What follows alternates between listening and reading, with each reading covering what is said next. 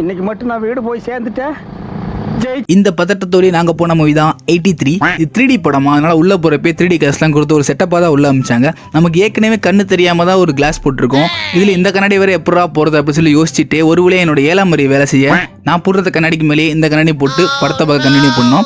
1983 நடந்த வேர்ல்டு கப்பை கண்ணுக்கு முன்னாடி கொண்டு வந்து இந்த படம் நிப்பாட்டுச்சு அப்படின்னே சொல்லலாம். நல்லா போயிட்டு இருந்த படத்துல ஒரு இன்டர்வல் டக்குன்னு வெளில வந்து கேஃபிட்டீரியால அந்த கும்பலத்தையும் ஒதுக்கி விட்டுட்டு அங்க இருந்த கேன்ல தண்ணியை குடிச்சிட்டு பொறுமையா வந்து படத்தை பக்கம் திரும்ப உட்காந்தோம். படம் ரொம்ப சூப்பரா போச்சு அப்படின்னே சொல்லலாம். இது ஒரு பெர்ஃபெக்ட் கிரிக்கெட் ஃபேன் மூவி. 1983 நம்ம பிறக்கல அப்படின்னாலுமே இந்த கிரிக்கெட்டை பார்த்துட்டோம் அப்படிங்கிற ஒரு ஃபுல்ஃபில்மெண்ட் நமக்குள்ள இருந்தது. ஏன்னா அப்போ 1983 இந்தியா ஃபேஸ் பண்ண ஸ்ட்ரகிள்ஸ்லாம் அதிகம் கிரிக்கெட்ல. சூப்பரா கொண்டு போயிருந்தாங்க படத்தை. அது இல்லாமல் சச்சினோட அந்த கௌரவ தோற்றம் அதெல்லாம் காமிச்சாங்க. அதெல்லாம் ரொம்பவே சூப்பரா இருந்தது. ஆனா இந்த படத்துல எனக்கு ஒரே ஒரு டவுட் தான், இது உண்மையாவே 3D படம் தானா இல்ல நம்ம கூட 3D கிளாஸ் வேலை செய்யலையா? நீங்க இதே மாதிரி 1983 படத்தை பார்த்துருந்தீங்க அப்படின்னா அதுல 3Dல உங்களுக்கு எதுவும் தெரிஞ்சது அப்படின்னா அது கீழே கமெண்ட்ல சொல்லுங்க. பிளாக் தமிழா ஃபாலோ